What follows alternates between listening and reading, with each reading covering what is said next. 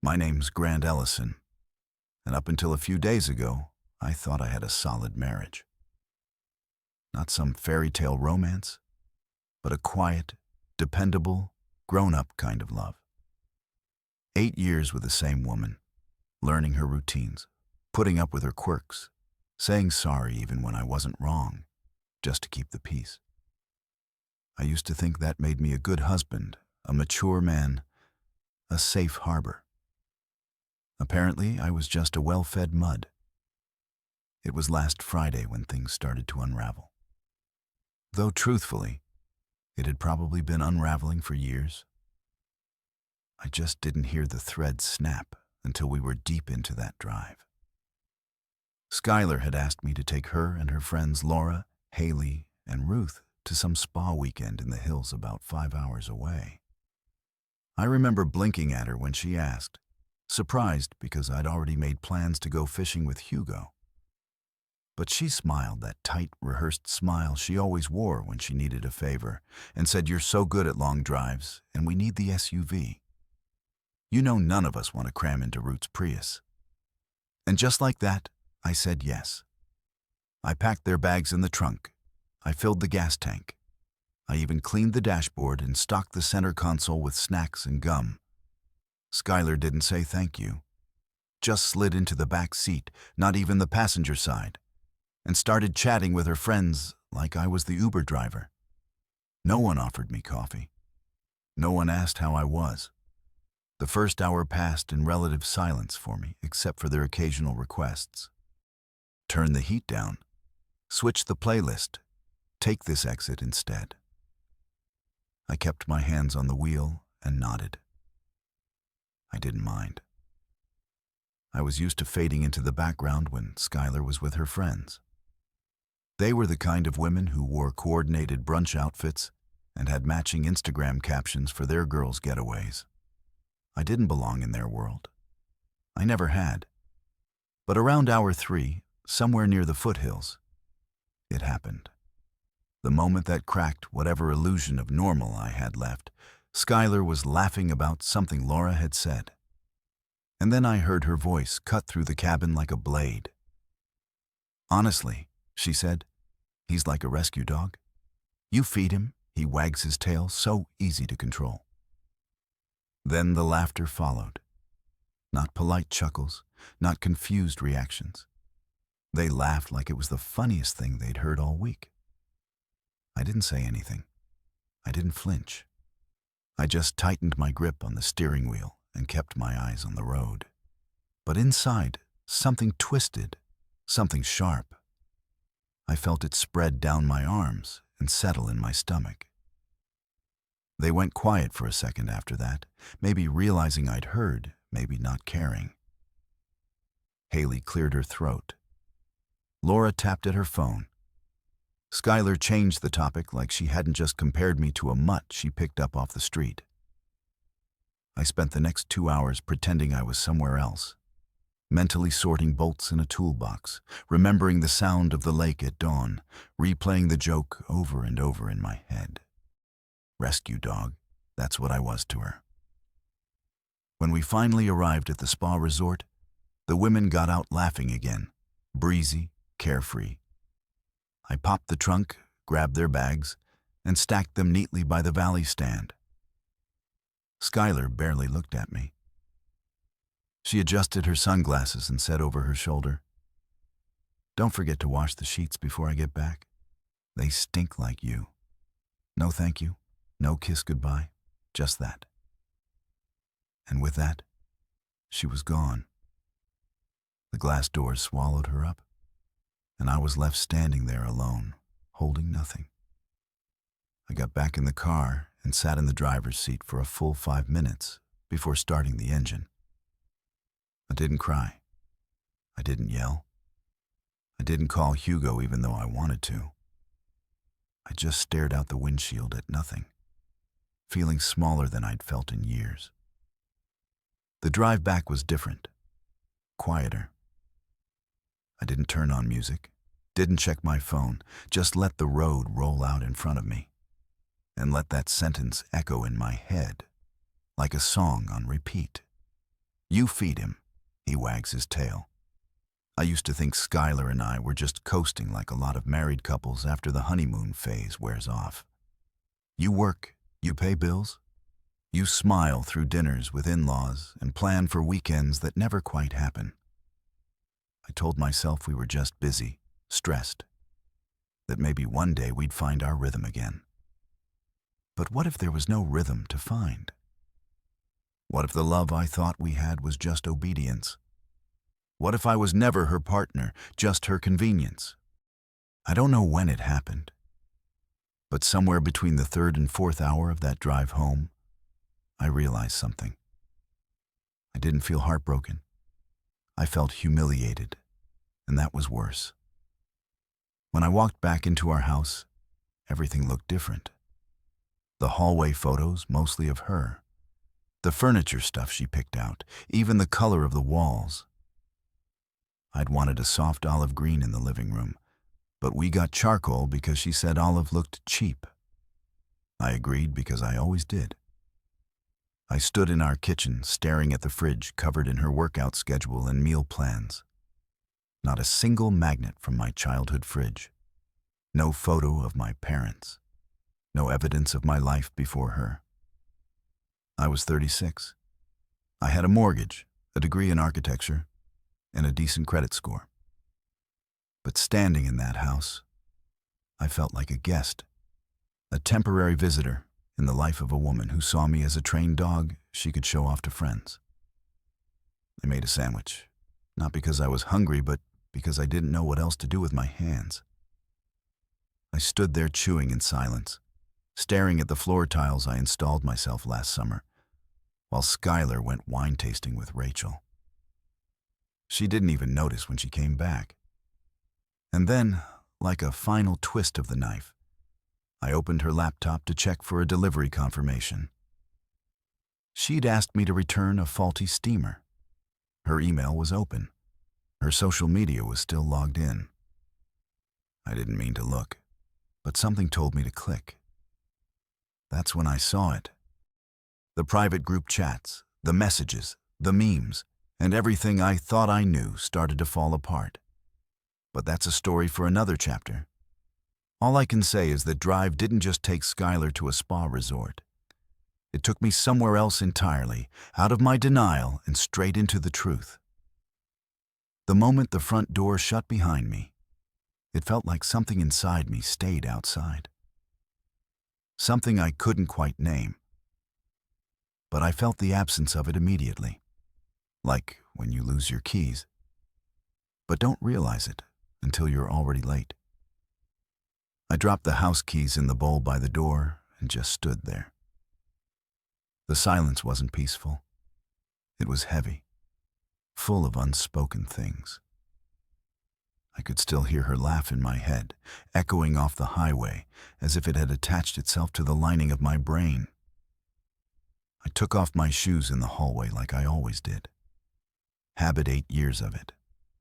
My back ached from the drive, my throat dry from not saying a single word for nearly 5 hours. I passed the photo wall on my way to the kitchen, our wedding day, her graduation from grad school. A stage Christmas card from 2 years ago where I was photoshopped thinner because she thought it looked cleaner. Not a single candid photo. Not one moment where I looked genuinely happy. I flicked on the kitchen light. The bulbs were still half dim because Skylar liked the warm tone better. The island counter was covered with her supplements, her expensive matcha tins, her monogrammed glass bottle filled with lemon slices and cucumber. I reached for a bottle of water, lukewarm. And suddenly, the silence started to grate. I grabbed the remote, hit power on the TV in the living room just for some noise, but I didn't sit. I walked around instead, pacing like a man who'd just woken up in someone else's home. The couch, she picked it. The shelves filled with her books. The rugs Persian. Well, faux Persian, but expensive. She called my recliner an eyesore. So I gave it to Hugo a year ago and never bought another. That's when the realization started sinking in. This wasn't my home, it was hers. And I was just background support staff, the driver, the guy who installed things, paid things, fixed things, but never owned anything that mattered. I walked to the bedroom. Our bed was made by me as usual. Her side still had the lavender spray she used every night. My side was bare. No photos, no trinkets, just my phone charger and an old book she once told me was too depressing. I sat on the edge of the bed and felt the kind of tire that sleep wouldn't fix. It wasn't just about what she said in the car. That sentence, "He's like a rescue dog." Sure, it hit deep, but it was more than that. It was everything I'd ignored up until now. The small jabs, the dismissive glances, the way her friends looked at me when I'd served them drinks at the house like I was the hired help. I used to laugh it off, tell myself she was just joking, that she was tired, that she didn't mean it like that. But the truth, that wasn't love. That was convenience dressed up as commitment. And I was too blind, or maybe too scared to call it out.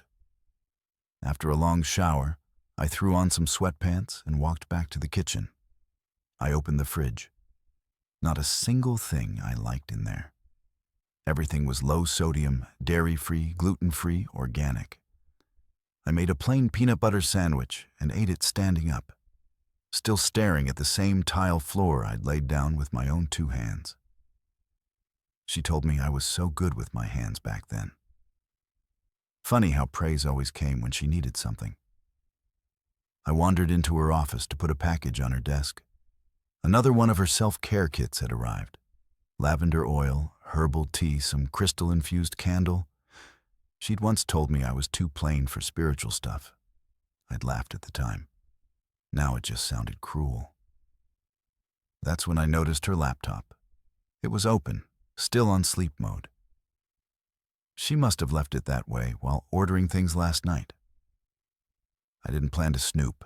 I'm not the jealous type. I never even set passwords on my phone, but something drew me in.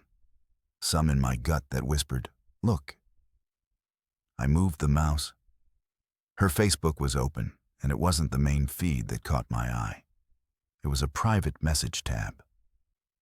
I didn't click it at first. I stared at the names, all familiar. Her spa friends, her sister Rachel, a few from work. Then my eyes landed on a message thread labeled Rescue Squad Dogface with ears of joy. I clicked. It was a group chat. Skylar, Laura, Haley, and Ruth. Dozens of messages, screenshots, jokes. None of it was private. Just 4 women roasting their husbands like it was their part-time job. Skylar, he actually asked if I needed help packing. So obedient. I should give him a treat. Haley, you should teach a class, girl. Ruth, how to domesticate your man in 30 days or less. Laura, step 1, deny him affection. Step 2, watch him do dishes just to get a smile. I scrolled, hands trembling. My face was hot. My ears burned. There was a screenshot of a text I'd sent Skylar 2 weeks ago. Me, "Hey, want me to pick up Ty tonight? I know you had a rough day." She captioned it. Such a good boy. Rolls over on command. The next few screenshots were of me around the house, fixing the garbage disposal, trimming the hedge, folding laundry. One of them had audio. I clicked. It was my voice humming as I repaired the bathroom sink. Skylar whispered over it. Listen to him. In his little husband habitat. He thinks this is love. Then came the laughter. Hearse. Loris. I couldn't even hear the wrench drop. I only heard my dignity splinter in real time. I sat back in the chair. My hands didn't shake. My breathing didn't change. I just stared at the screen, feeling something dark settle into my chest. Not rage, not yet. Clarity. I closed the laptop gently like it was a coffin. That was the moment. The turning point. The line between the man I was and the man I had to become. I didn't sleep that night. I lay on the couch staring at the ceiling, making mental checklists. Things to protect, things to move, things to cancel. people to trust. Skylar had taken 8 years to slowly erase my voice in this marriage. No, I was going to find it again. Not by shouting, not by begging, but by quietly walking away from the leash. Because I finally understood something. I'm not a rescue dog. I'm a man who's finally done being trained. I never used to be a suspicious man. I didn't check phones, didn't second-guess my partner's words. I believed in giving trust freely because I thought that's what marriage was built on. But after reading through that group chat, watching those cruel jokes made at my expense like I was a performing clown in some private circus, I knew I had to see it all. It's strange how quickly you become someone else when you're wounded enough. The man I used to be would have walked away, maybe cried in the garage and blamed himself. But the man I became in that moment wanted answers. Not revenge, not even confrontation, just truth. Cold, full truth with all the filters stripped off. That Saturday morning, I poured a cup of coffee, black, no sugar, and sat at the kitchen table with Skylar's laptop. She left it behind in her rush to get to the spa, assuming, as always, that I just make myself useful until her return. It was still logged into her email, browser, calendar, and cloud drive. No password prompts, almost too easy. It started with her emails, hundreds of them. Most mundane product confirmations, shipping notices, fitness newsletters. But then I noticed a folder labeled Wellness Projects. That alone wouldn't have raised an eyebrow.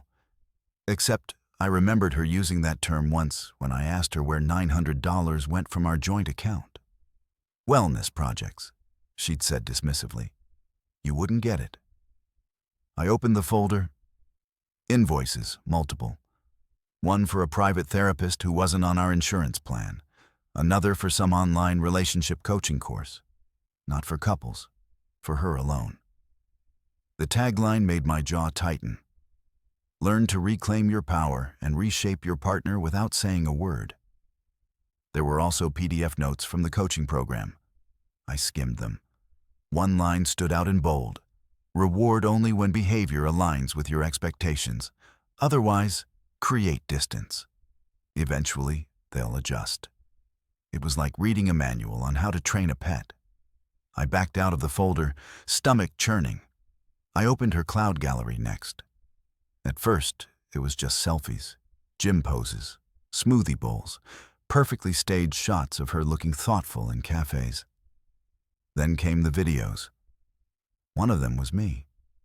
I was crouched under the sink, wearing old jeans and a faded t-shirt, fixing the pipe that kept dripping every other week. The angle made it clear she'd set her phone against the wall without my knowledge. I was humming to myself. Skylar's voice whispered in the background.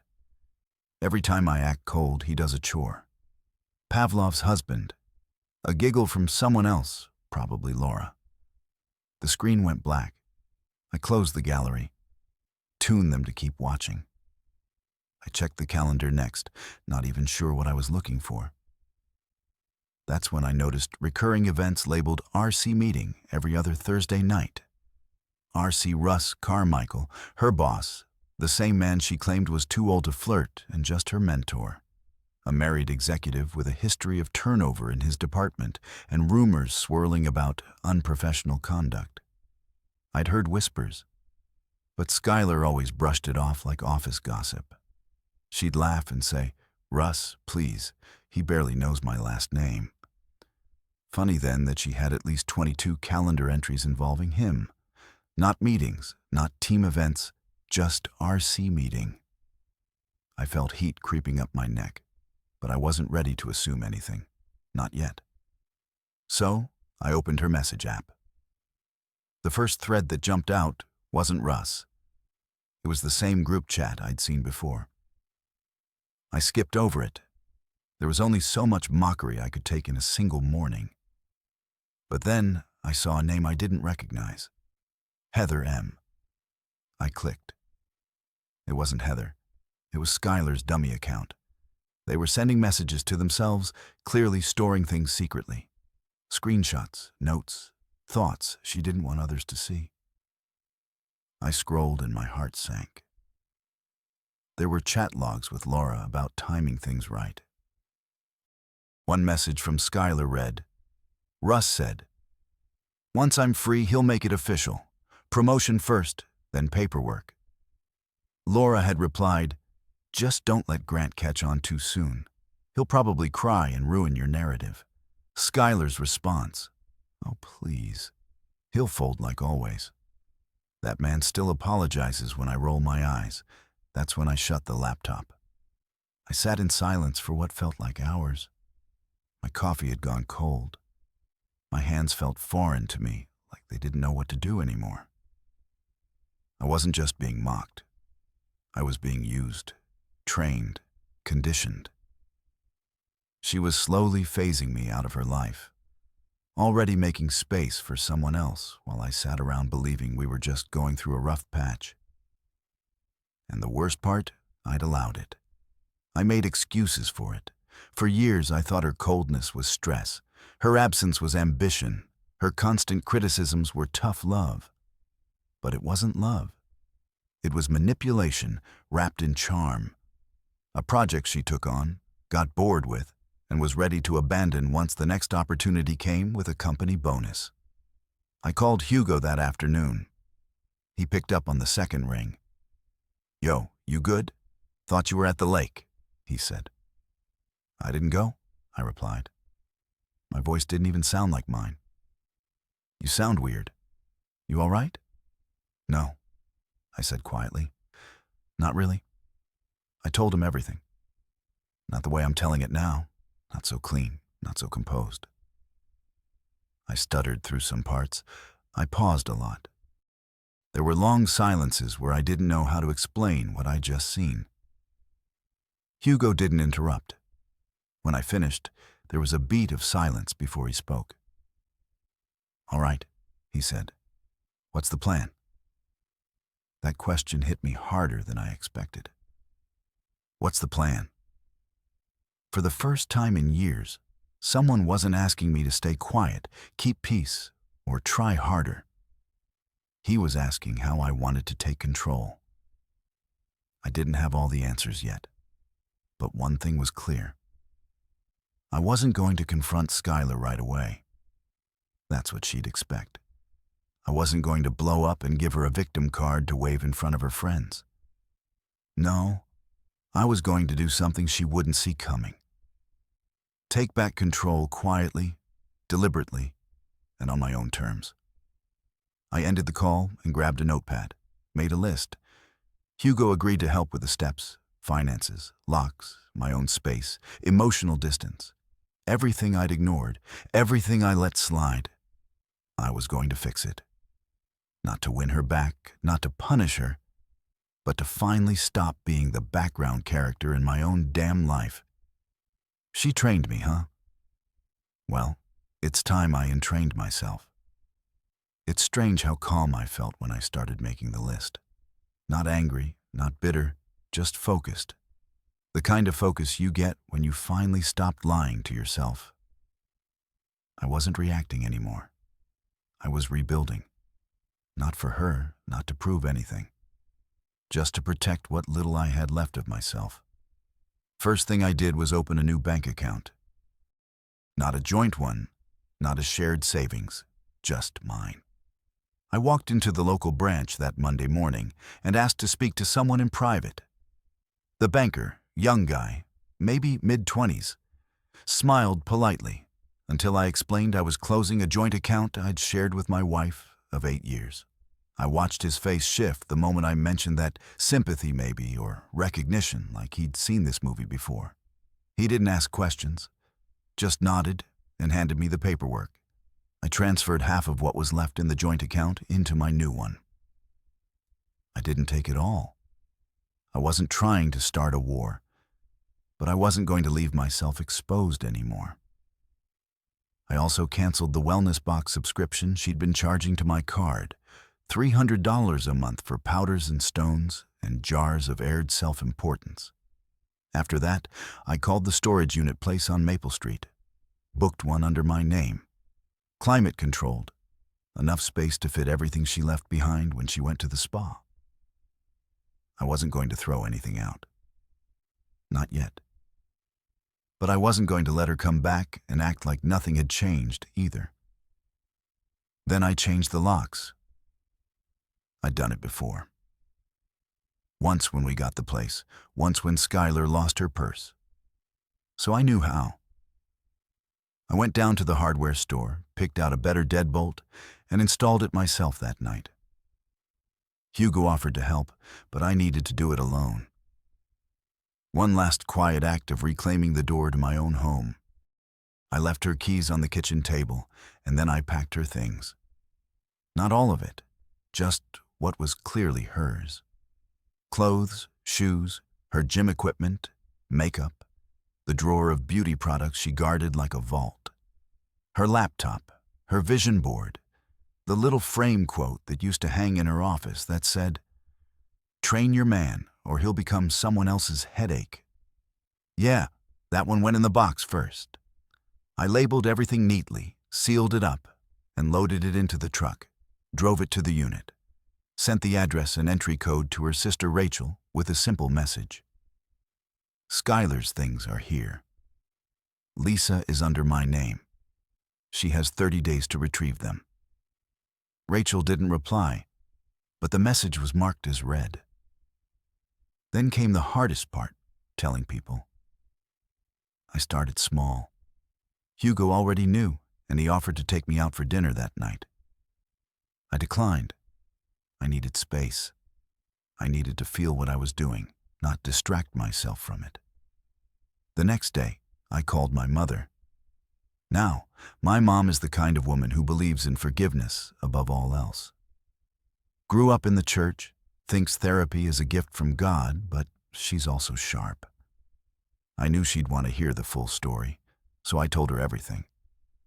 The rescue dog comment, the group chat, the recordings, the manipulation, the money. Russ. She went quiet. That same heavy silence I felt in my own chest. Then she said, "Are you sure there's no saving this?" And I told her the truth. There's nothing left to save. She cried a little, said she'd pray for both of us, asked me not to close my heart completely. I told her I wouldn't, but I wasn't going to give it to someone who used it like a leash again. The rest came quickly. I called the utilities, had them switched over, canceled the cleaning service Skylar used that charged me double for emergency dusting. I called the lawn guy and told him to invoice me directly now. And then when everything practical was done, I sat down and wrote the hardest email I've ever written. Subject line, "The truth about Skylar and me."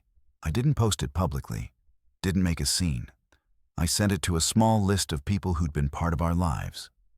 Mutual friends, her family, a few of my co-workers who'd seen her parade me around at office parties like some obedient accessory. I attached screenshots, a few audio files. I didn't add commentary. I just let them see for themselves. I ended the message with one line. "Please don't contact me to tell me I should work it out. You weren't the one being trained." And then I turned off my phone. For the first time in years, I felt something close to peace. Not joy, not relief, but something still quiet, like standing in a burned-down house and realizing you survived the fire. The messages came the next day. I didn't check them all, but a few slipped through. Laura messaged me. "I'm sorry. I didn't know she took it that far." I was wrong to laugh. "You didn't deserve that." Haley messaged two shorter.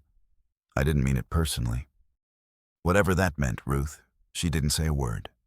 Probably too proud. But Skylar, she was the storm.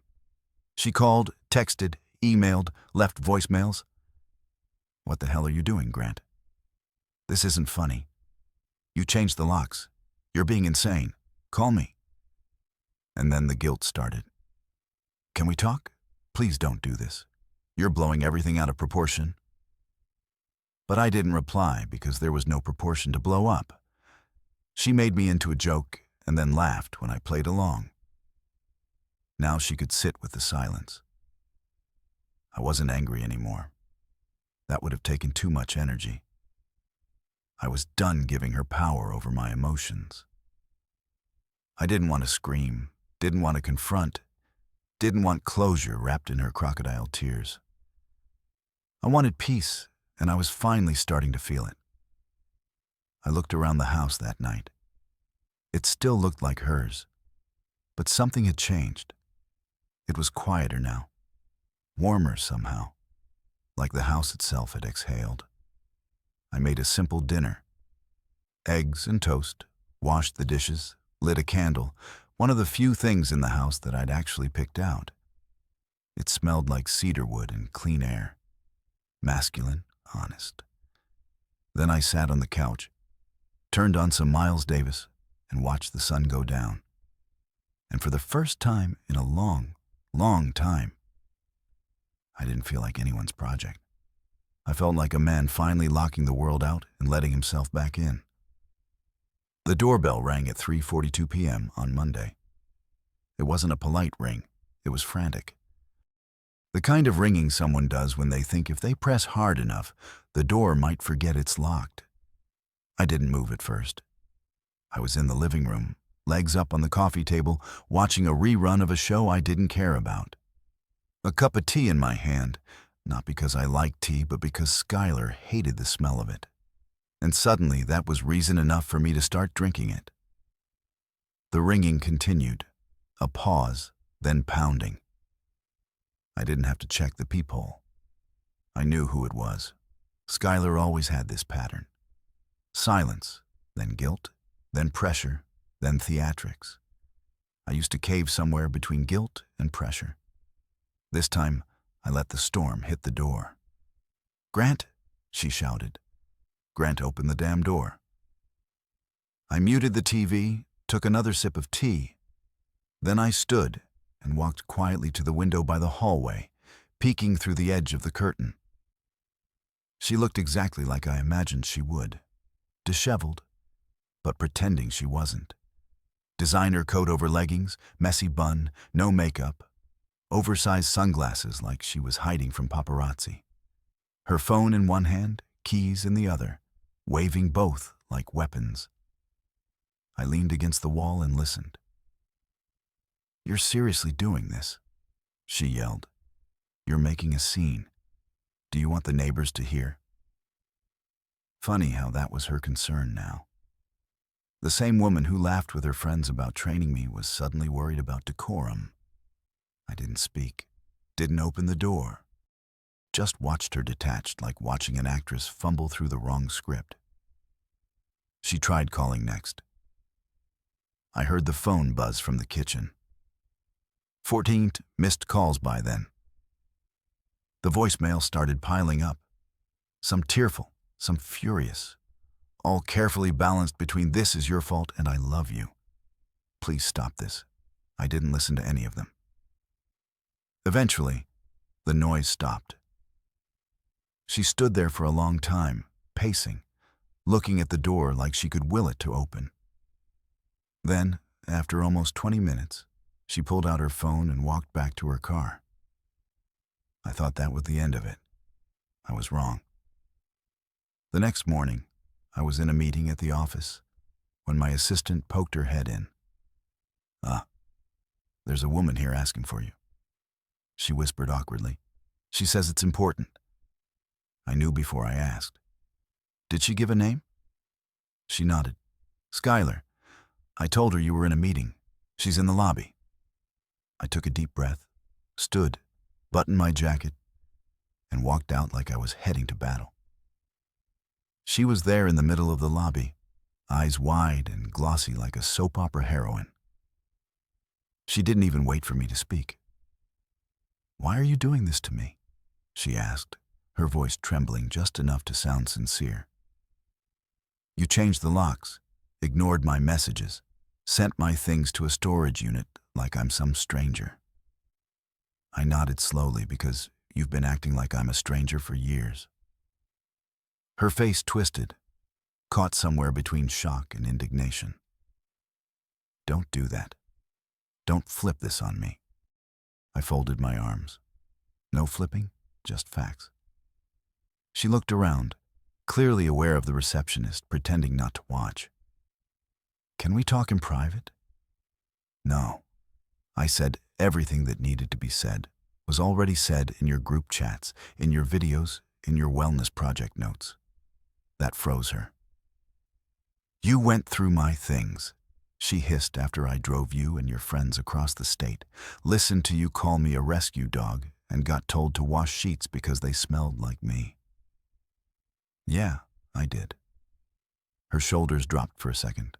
I saw her drop the performance too. Grant, I didn't mean that. It was a stupid joke.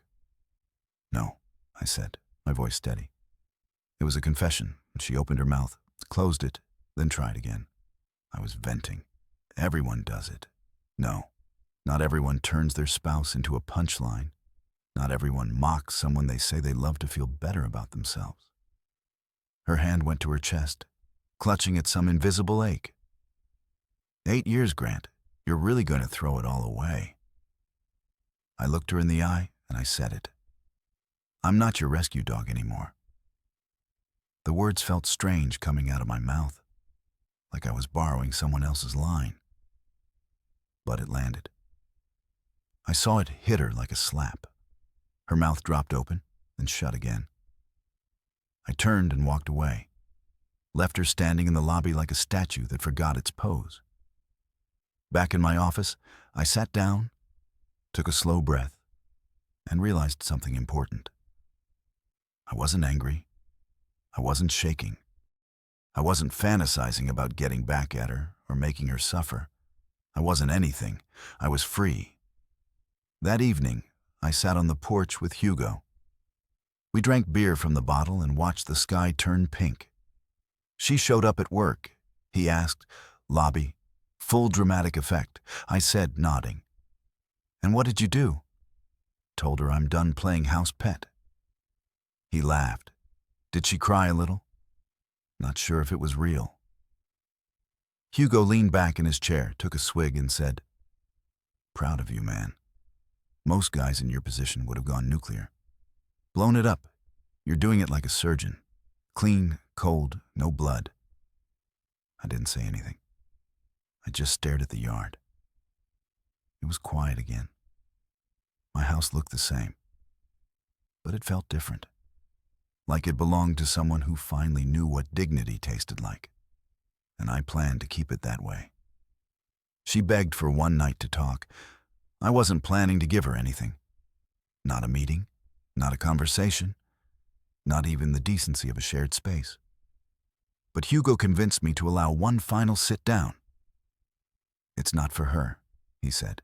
It's for you. Let her look you in the eye and see what she lost. So I agreed. One night, one conversation, one room, no yelling, no bargaining, just truth laid bare. I prepared like it was trial day. I printed every screenshot, messages, group chats, the rescue dog comment, the wellness coaching files, bank statements from the last 9 months showing consistent withdrawals Skylar made from our joint account under labels like groceries and medical that ended up funding spa packages, designer handbags, and what looked like a hotel in Aspen. I set them out like exhibits on the kitchen island, my courtroom bench. Neat, precise, impossible to ignore. Then I opened my laptop and queued up the videos. Not all of them, just a few key ones. The recordings of her laughing behind my back while I fixed things around the house, comparing me to a pet husband. One video of her FaceTiming Laura while whispering about how she'd trained me to obey her moods. I didn't feel cruel doing it. I felt clean, like I was clearing out rot.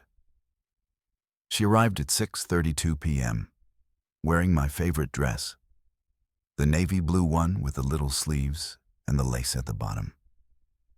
She used to wear it on our date nights. The first time I told her I loved her, she was wearing that same dress. I'd be lying if I said it didn't punch a hole through my chest to see it again. But this time, it felt like bait, like a hunter wearing perfume in the woods, hoping the deer walks closer. She stepped inside cautiously, eyes scanning the house like it might look unfamiliar now. Maybe it did. Maybe she could already feel that this wasn't her stage anymore. "Grant," she said, her voice soft, rehearsed. "Thank you for letting me sit down," I interrupted, gesturing to the stool at the counter. She blinked but followed instructions. I noticed that instinctively, how she followed direction when the power shifted. I'd never seen it so clearly before. I stood across from her, arms folded, silent. Her eyes darted to the papers in front of her. She reached for one, an email exchange between her and Ruth, where she joked about making me sleep on the couch for forgetting almond milk. "You went through my stuff," she said, her tone sharpening. "I lived with you," I replied. "We shared a bank account, a roof, a bed. You didn't leave me much choice." She flipped through more pages. Her face tightened when she reached the receipts. Makeup, gift, spa treatments, all bought with our joint card, over $20,000 across 6 months. She looked up, already defensive. That was supposed to be temporary. I was stressed. "Work's been. You labeled these as medical expenses. I needed them for my sanity." "Then you should have used your own card." She flinched. The confidence cracked a little. I leaned forward and tapped the next stack of printouts, screenshots of her group chat with Laura, Haley, and Ruth. All the jokes, all the mockery, my name reduced to emojis and punchlines. My efforts turned into comedy. She didn't speak, just sat there, jaw clenched. "I want you to read them," I said out loud. She looked horrified. "What? If you're proud of what you said, read it out loud. Right here, right now, just to me. No audience." She glanced down at the paper in front of her. I watched her lips twitch. "Honestly, he's like a rescue dog. You feed him, he wags his tail. So easy to control." The sentence came out barely above a whisper. "You laughed when you wrote that," I said. "You laughed in a car full of women I drove across the state. You all laughed." "I was venting," she muttered. "You don't understand how hard it is being with someone who just gives up their whole personality to please you." I raised my eyebrows. "You mean being with someone who listens, shows up, fixes what breaks, buys groceries, covers rent?" She crossed her arms. "You made everything about responsibility. You were boring, Grant. Predictable." I felt like I was living with a maintenance man, not a husband. There it was, the real truth. No filter. I didn't even flinch. And yet, you had no problem using me for convenience. "Don't twist it," she said quickly. "I never wanted things to go this far. I just needed space." Russ understood that. Ah, there it was. I tilted my head. "Russ, you're not denying it." Then she hesitated for half a second. That was all I needed. I saw the calendar, the messages, the RC meetings. "You celebrated the spa weekend as your pre-promotion party, didn't you? The one he promised if you dropped the dead weight husband." Her face went pale. "Who told you that?" I didn't answer. I didn't have to. She stood suddenly. "So what now? You're going to humiliate me? You're going to tell everyone I cheated and paint yourself as the victim?" "I'm not painting anything," I said quietly. "I just laid out the canvas. You filled it in. I gave you years of my life," she yelled, voice rising now, hands trembling. "I kept this house together. I cleaned. I planned. I carried us through every social event where people thought you were too quiet or too awkward to matter. I thought we were a team," I replied, not yelling, not shaking. "Turns out just part of the furniture," she scoffed. "So what? You're going to be some self-righteous monk now?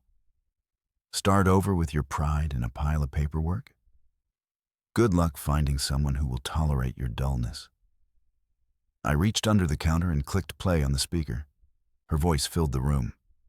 That recording, her spa car comment, loud, cruel, echoing. He's like a rescue dog. She stopped speaking. I paused the audio. The silence that followed wasn't awkward. It was righteous. I'm not dull, I said. I'm dependable. And dependable doesn't mean disposable. Skylar said nothing. Her lips were quivering, but no tears came, just rage. She wanted control back and didn't know how to get it. Her manipulation tricks weren't working. Her beauty wasn't landing. Her lies were collapsing on impact. So, she did the only thing left. She blamed, "You're blowing up our entire life over a few stupid jokes and a man who doesn't mean anything to me." I shook my head slowly. No, I'm walking away from a woman who never saw me as her equal. She opened her mouth again, but I was done. Take your things, I said. Leave the dress. It belongs to a version of you I used to love. And then I walked out of the room, not even checking if she followed because I didn't need to. She already knew the verdict, and this time I was the one handing down the sentence. I didn't expect anyone else to show up that night. After Skylar stormed out, face red, heels stabbing the floor like accusations, I thought that was it, that the chapter was closed. I'd drawn the line. She crossed it. Now we were just strangers with paperwork left between us. I was still in the kitchen cleaning up the mess from the storm she left behind. Papers she'd shoved off the counter, her untouched tea. A crumpled tissue she left behind, like an afterthought. When the doorbell rang again, I frowned. I wasn't expecting anyone. My first thought was that she came back. Maybe forgot something. Maybe thought she had one last card to play. I didn't answer right away. I walked to the door slowly, cautiously. This time I checked the peephole. It wasn't Skylar. It was Laura that stopped me cold. She stood on the porch in a black coat, her hair pulled back in a ponytail.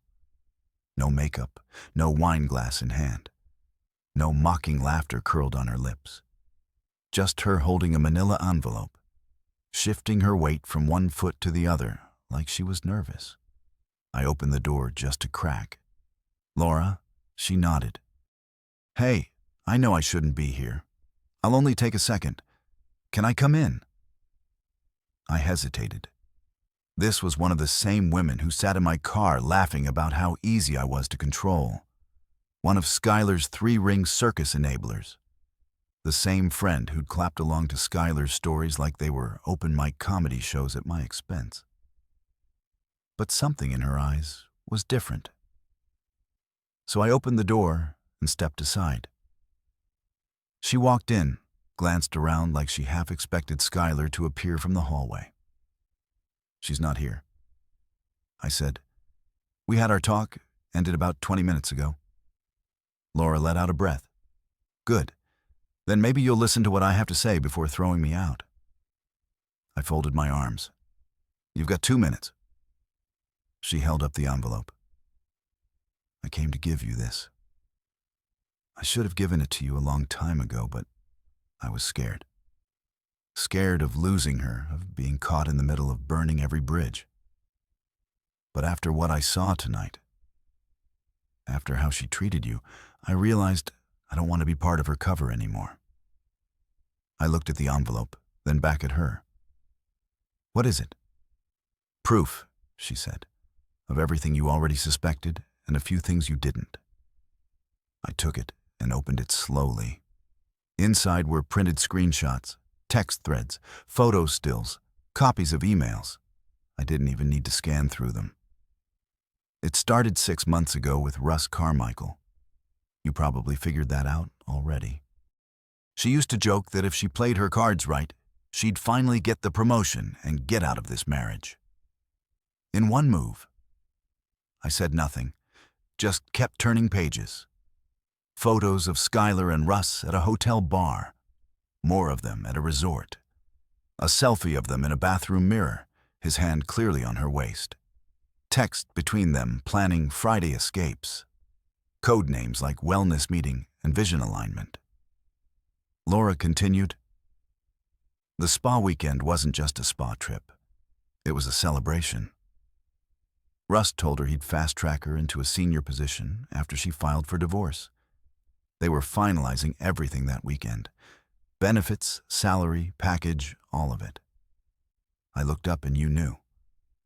Her face fell. I didn't know everything. Not at first. I laughed at the jokes. "Yeah, I enabled it. But I thought it was just Skylar venting like we all do. I didn't know she was planning to leave you behind like trash at the curb." I let the silence stretch. She waited for me to scream or tell her to leave. But I didn't. I just stood there watching the truth lay itself bare like kindling before a match. "I confronted her last week," Laura said quietly. "Told her she was being cruel, that you didn't deserve to be publicly humiliated for the sake of her ego." "What did she say?" She laughed. Laura replied, said I was being dramatic, that I didn't understand how boring it was to be married to someone who actually cared. She said her voice cracked and she swallowed. She said, "Let him cry. It'll make the divorce easier. The court's like sensitive guys. He can have the house. I'll have my life back." I sat down, not because I was weak, but because the weight of it finally settled in. She didn't just fall out of love. She weaponized it. She crafted an exit strategy with precision, and she didn't care who got burned in the process. Laura took a few steps back. "I know I don't deserve forgiveness. I didn't want you to keep thinking you were crazy or weak. You were neither. You were used." I looked at her. For the first time, I saw not Skylar's echo, but a woman who had clearly been scorched by proximity to someone toxic. Her eyes were tired. Her hands were trembling. "What changed?" I asked. "Tonight," she said. Seeing her scream like that, call you names, spin the story into you being unstable, I couldn't keep quiet. I won't be part of her fiction anymore. I nodded slowly. "Thank you," I said. Not for siding with me, but for telling the truth. She turned to go, paused at the door. "She's going to come for you hard now," Laura said.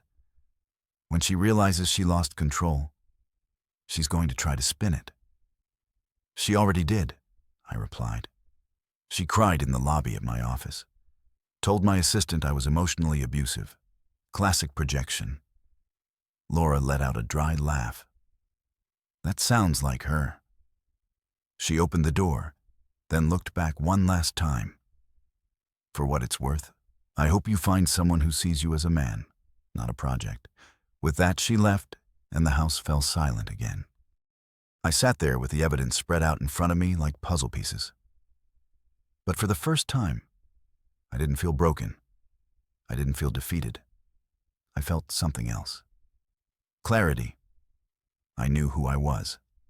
I knew what she did. And now, so would everyone else. I picked up my phone, opened a new email, attached the documents, typed just one sentence. "The version you've heard is incomplete."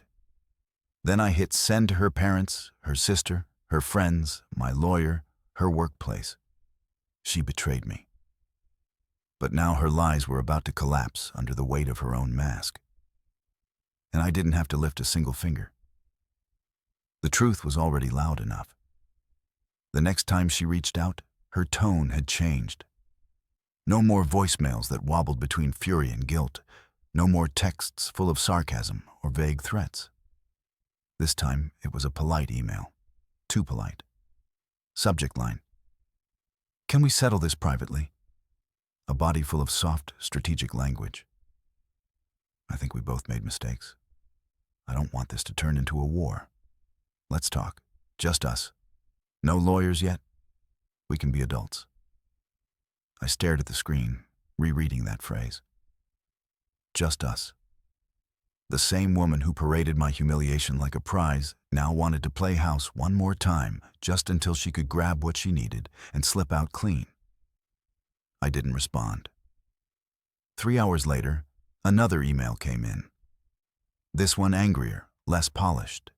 If you're trying to punish me, it won't work. I'm not scared of you. I just want to move forward.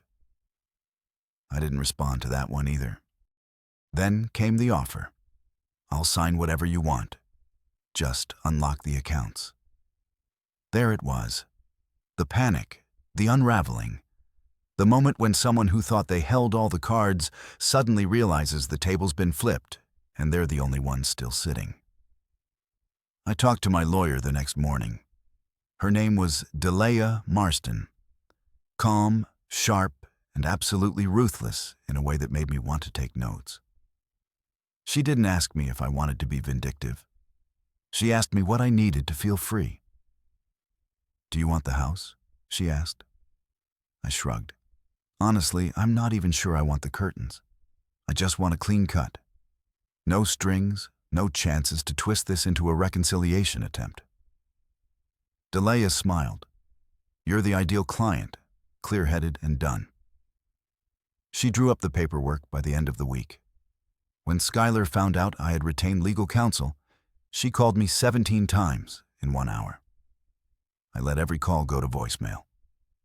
By the 18th, I was getting messages from her sister Rachel, her co-worker Angela, even her old Pilates instructor. Each one carrying the same passive-aggressive tone of, "Can't you just talk it out? Or maybe you're being too extreme." Then came the tantrum. It started with a text. "You want to play hardball? Fine, let's both lose." Then a second. "Don't think people don't know what you're doing. You're trying to make me look crazy." Then the final one. 8 years. "Does that mean nothing to you?" That was the one that stopped me. Not because it worked, but because for a second I remembered all the little good moments, the walks, the quiet dinners, the inside jokes that felt like secrets only we could share. But then I remembered what I'd heard, what I'd seen, what I'd become in her eyes. And the part of me that used to ache for her finally stopped aching. That night, I agreed to one final meeting, but only in the presence of Delia. We met in her downtown office. Clean white walls, floor-to-ceiling windows that made the space feel like truth had nowhere to hide. Skylar arrived wearing her courtroom face, lip gloss sharp, hair pinned, eyes rehearsed. She didn't acknowledge Delia, barely looked at me, just took her seat and crossed her legs. "Let's be reasonable," she began. "We both know dragging this out helps no one." Delia opened her file. "My client is already being reasonable. He's offering a no-contest divorce. No alimony, no media. You keep your car. He keeps the house." Skylar blinked. "What about the savings account?" Dia slid a document across the table, already frozen. Any movement now would be considered contempt. That was when the cracks showed. Skylar's lips parted. "Wait, you froze it?" Dia looked over her glasses. "Correct. The evidence your husband has of misappropriation of funds was sufficient." Skylar turned to me like she forgot we weren't alone. "You froze our account." I met her stare without blinking. "You drained it first. I just stopped the bleeding." She leaned back. "You really want to do this in front of strangers? You want to make this public?" "No," I said calmly. "That's why I'm here with my lawyer. Because the last time I trusted you behind closed doors, I became a punchline in your group chat." Delia slid the second folder forward. "These are the non-negotiables. You sign today." We both walk. No smear campaign, no public fallout, but you attempt to manipulate or defame Mr. Ellison again. and we released the full file. All of it. Every video, every screenshot. Skylar stared at the folder. Her hand trembled. Then she slapped it off the table. The papers scattered like white feathers across the floor. Her voice rose. You think you're noble? You think you're some kind of martyr? You're pathetic, Grant. You always were. You let me walk all over you, and now you want a medal because you finally grew a spine. Delia didn't flinch. She picked up the pages, stacked them slowly, and said with a sigh, I'm adding a restraining order clause. Skylar stood abruptly. Her final words, spoken with venom, weren't even shouted. They were whispered like a curse. You were the easiest mistake I ever made. I stood, buttoned my coat, and replied, and you were the last one I'll ever let repeat itself. As she stormed out, Delia leaned toward me and said, Congratulations. For what? I asked. For surviving her long enough to escape. We finalized the documents that Friday. Delia filed everything with the court, and I went home to a house that now echoed with absence. But not the kind that hurts. The kind that clears space, space to breathe, space to think, space to heal. I didn't celebrate, no drinks, no parties, just silence. A silence I chose. One that didn't mock me, didn't talk over me, didn't make me beg for affection like a dog sitting by a door. I took a walk that evening past the lake, through the trail Skylar never liked. I watched the water reflect the gold streaks of sunset and thought about all the parts of me I'd silenced for years. The things I liked but gave up. The opinions I swallowed. The man I used to be. No more games. No more bending so someone else could feel tall. No more rescuing people who don't want to be saved. Just worshipped. And for the first time in 8 years, I didn't feel like I had to explain myself to anyone. I moved out a week later. Not because I was forced to. Technically, I had every right to stay in the house. But I didn't want to live among ghosts. Every room held an echo of the version of myself I've been trained to become. The agreeable man, the fixer, the apologizer. I needed new walls, new space, a life where the air didn't carry the sin of her perfume or the chill of her silence. Hugo had a guest room barely furnished, half used for storage, but it might as well have been a palace to me. The mattress was lumpy, the window blinds didn't close properly, and I had to share a bathroom with his cat that hated everyone but him. Still, it was the most peaceful sleep I'd had in months. I'll only stay a few weeks, I told him when I moved in. Stay as long as you need, he replied. As long as you do one thing. What's that? He grinned. Start living for you again. That sounded simple. But when you spend 8 years shaping yourself around another person's wants, figuring out what you like feels like learning to walk with new legs. The first thing I did was clear the rest of our joint accounts. Not because I was being petty, but because Skylar was still trying to tap into them using leftover apps and linked cards. Delia handled the legal stuff, freezing what was necessary and securing everything in my name. I wasn't rich, but for once, I wasn't bleeding either. She kept spreading rumors. The first one came from Rachel, Skylar's sister, who messaged me out of the blue with a vague, backhanded attempt at reconciliation.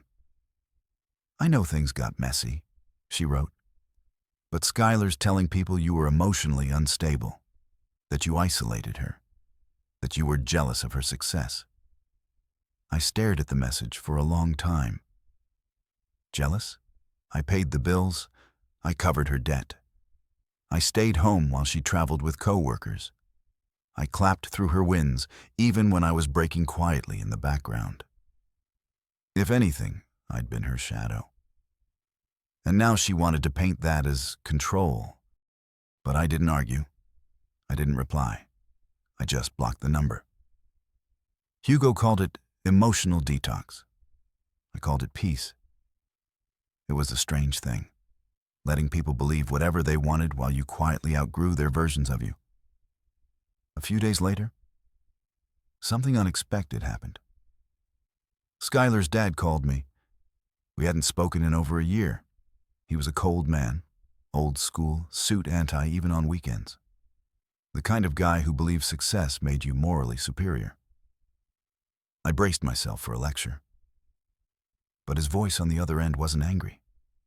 It was quiet. "Grant," he said after a pause. I wanted to say, "I'm sorry." That knocked the wind out of me. He went on.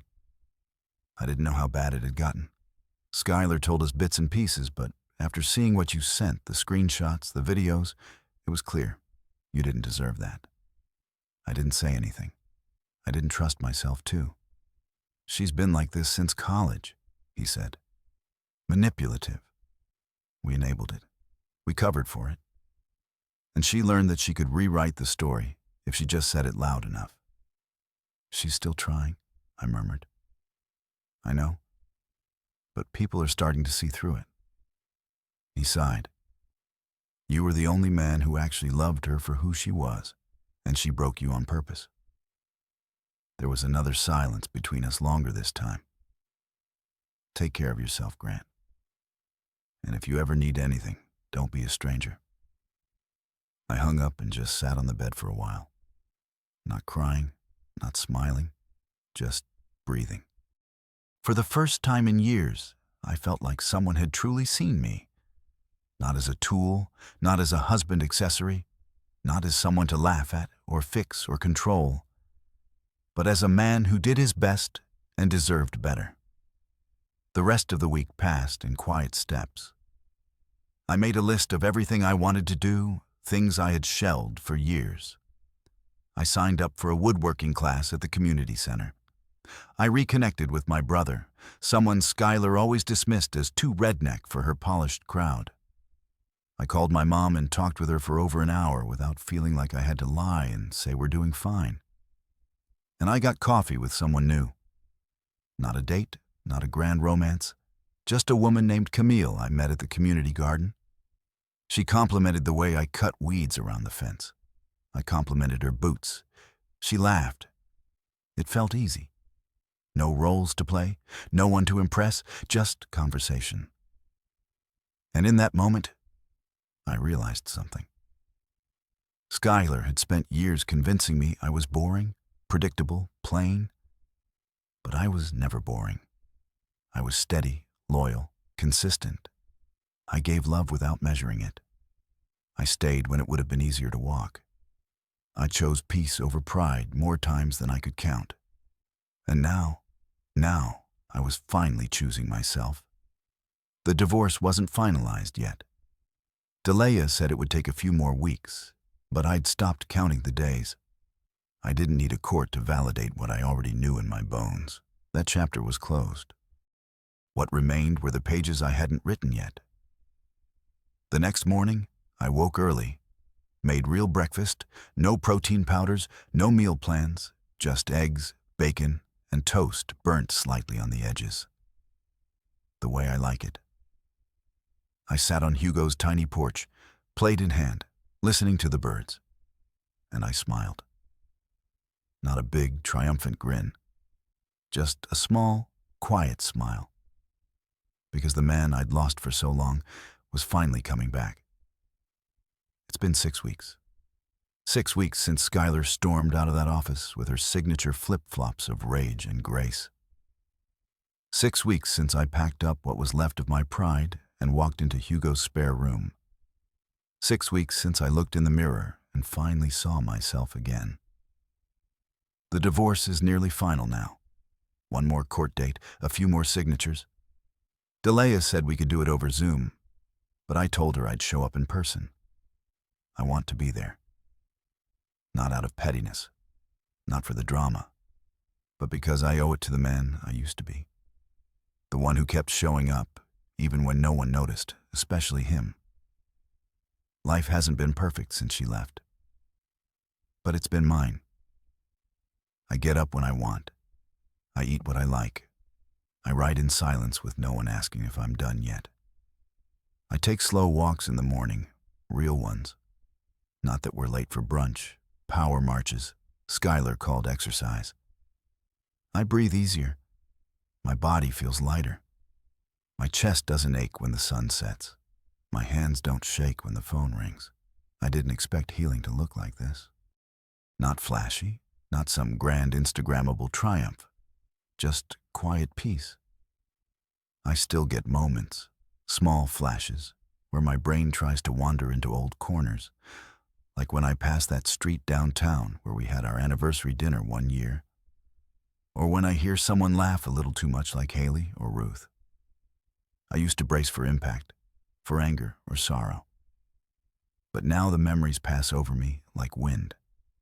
Noticeable, but no longer able to knock me down. I deleted every photo of her 2 weeks ago, not in rage, just readiness. They didn't hurt anymore, and that's how I knew it was time. She's still trying, of course. She posts cryptic quotes on her social media about betrayal and narcissists.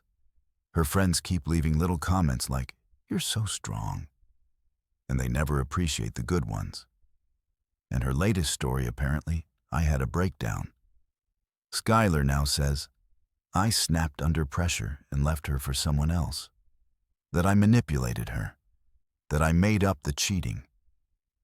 Funny how fast the truth gets repainted when a person is drowning in the image they created. But here's the thing. I stopped correcting anyone. I don't need to. The people who know me, know. And the ones who choose not to, they were never really in my corner to begin with. You'd be surprised how many people disappear when you stop playing the nice guy who takes the hits and keeps smiling role.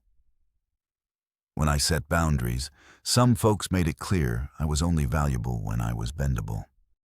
Now that I'm not radio silence, but I've made space for better ones. People like Camille. Yeah, we've gone out a few more times, still casual, still slow. We talk about real things, books, music, what makes us feel alive. She asks questions and listens without waiting to pounce with advice. She laughs without needing someone else to look small. The other night she told me, "You carry peace with you now. It shows in your eyes." That one sentence meant more than 8 years of being told to fix your face whenever I didn't smile on command. I haven't told her everything about Skylar yet. Not all of it. Not because I'm hiding anything, but because I want the next chapter of my life to be about me. Not the woman who mistook my love for weakness. The last loose end was the house. I went back once with Delia just to walk through before the final papers were filed. Skylar had moved out by then. The place was empty, echoing. My footprints felt loud against the hardwood. The walls were still painted in her chosen colors. The scent of vanilla candles still clung to the air like an echo. I stood in the kitchen, the same place I used to make dinner, while she scrolled through her phone, and I realized I didn't feel sad. I didn't feel angry. I just felt done. Delia turned to me and said, "Want to keep it or sell it?" I said, "Let's sell it because I don't want a house that feels like a museum for a man I no longer am. I want new light, new windows, new air." That afternoon, Hugo met me for lunch. He clinked his beer against my glass and said, "So, you've officially ghosted your past life." "What now?" I smiled. "Now I build one that actually fits." "Big plans?" "None," I said. "Just honest ones."